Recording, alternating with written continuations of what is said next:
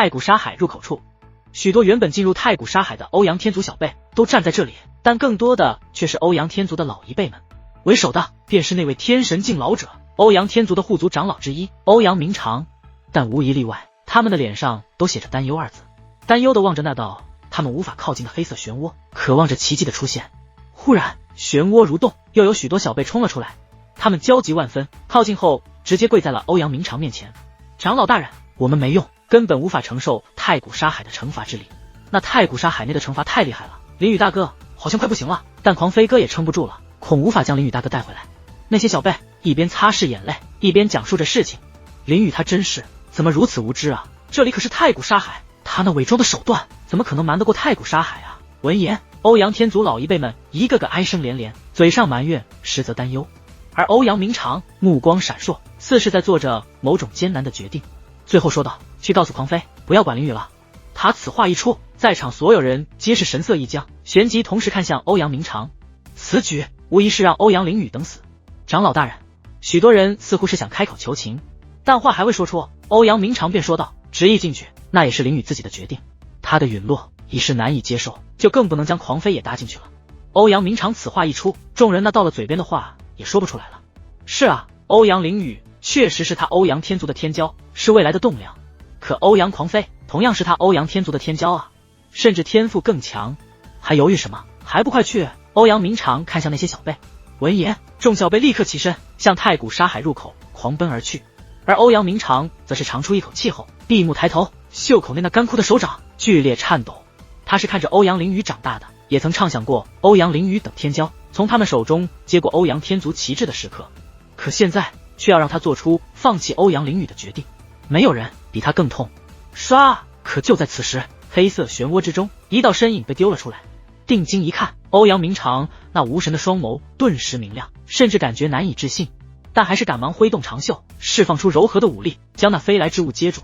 很快，所有人都反应过来，这才发现被欧阳明长接住的乃是一道虚弱的灵魂体，而这道灵魂体不是别人，正是欧阳凌雨。凌雨看到欧阳凌雨忽然出来，所有人都倍感意外，当真又惊又喜。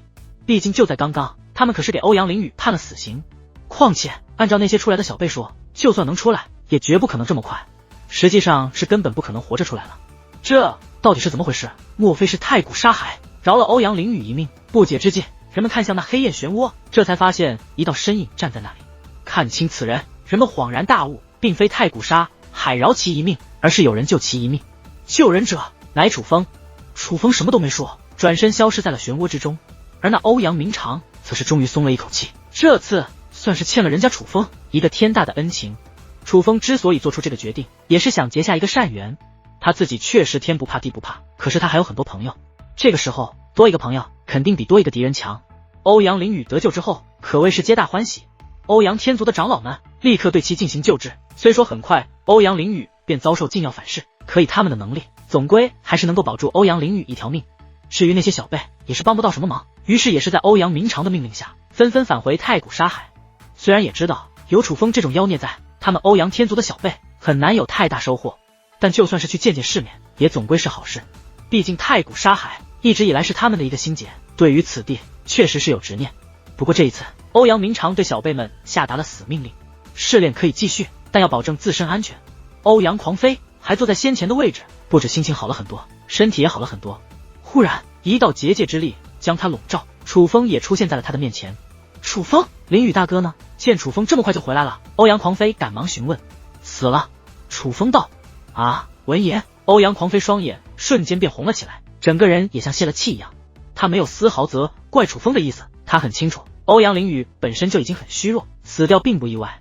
楚风能够帮忙已是仁至义尽，但楚风却从他的表情看出欧阳狂飞与那欧阳凌雨的感情是真的不错，于是不由笑道：逗你的，送出去了。真的。欧阳狂飞垂下的头猛然抬起，只是此时他的脸上不仅挂着两行热泪，鼻子上还挂着鼻涕泡。信不过我？楚风问。不，信得过，当然信得过。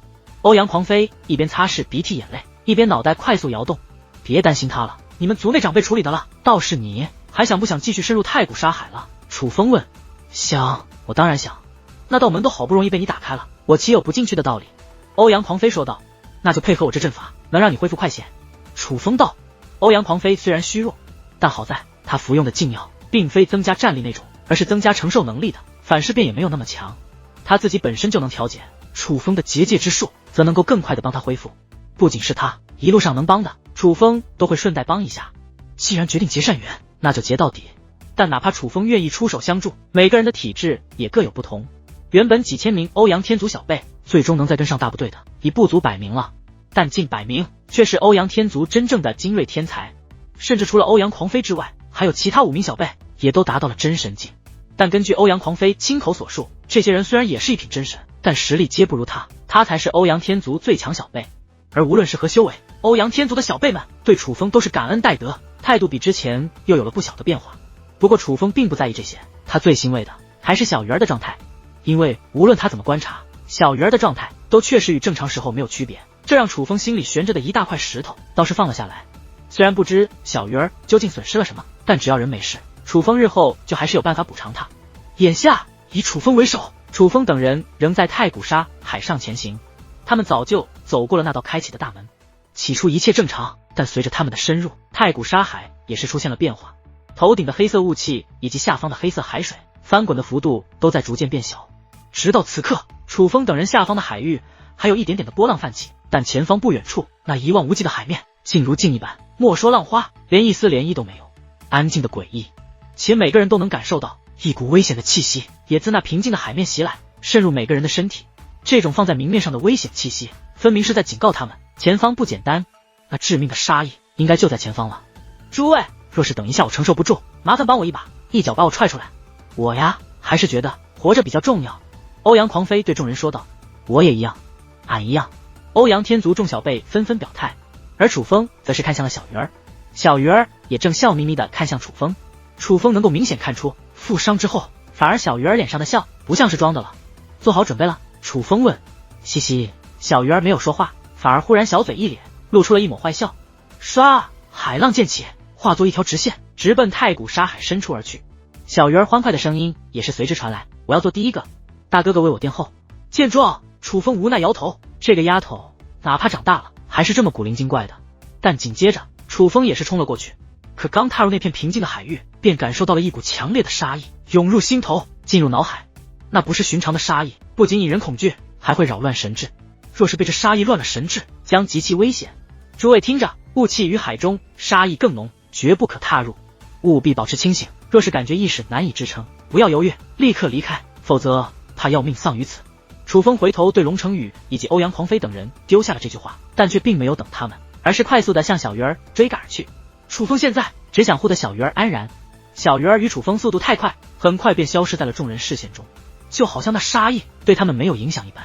龙城宇以及欧阳狂飞等人虽然清楚他们和楚风与小鱼儿有差距，但毕竟是从小被众星捧月的天才，他们也有自己的傲骨，也在尽最大的努力去追赶楚风与小鱼儿。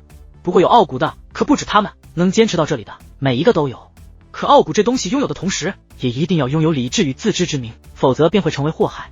眼下大部队拆分成3个部分，楚风与小鱼儿、龙城宇、龙木溪、欧阳狂飞以及另外5名欧阳天族的真神境天才，剩下的便是半神巅峰的欧阳天族小辈们。这3部分的人马是断层的，因为要强，因为不想服输，很多人没有听楚风的话，开始盲目自信。他们觉得虽然意识有些变化，可那杀意自己还能承受，既然自己还能前行，就不慌，真的承受不住了，再转身离开便好了。可是当他们真的察觉不对的时候，却为时已晚。当他们神志错乱之时，连求救的机会都没有。